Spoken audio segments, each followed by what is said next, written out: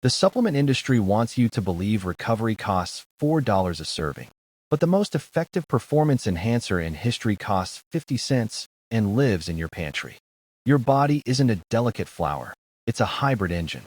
While marketers push complex proprietary blends, your muscles strictly demand glycogen. The data is clear. Simple, cheap carbohydrates outperform expensive low-carb biohacks for endurance performance every single time. But here is the trap that catches even experienced marathoners. Eating healthy at the wrong time will sabotage your run faster than eating junk. A kale salad is a nutritional powerhouse at dinner, but consumed 2 hours before a threshold run, that fiber becomes a literal gut bomb. Stop counting calories and start using geometry.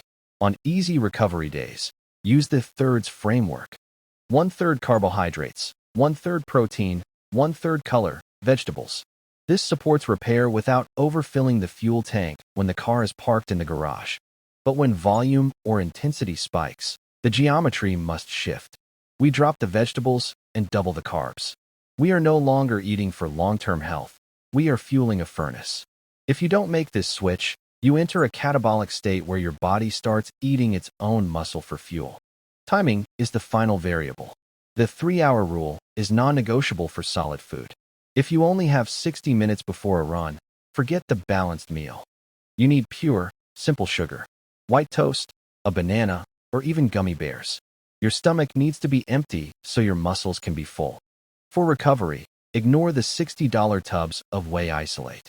The science points to a simple 4-to-1 ratio of carbs to protein within 30 minutes. Chocolate milk or rice with eggs hits this metric perfectly. You don't need to be rich to be fast. You just need to be smart about your macronutrients. Fuel the work, don't eat the hype.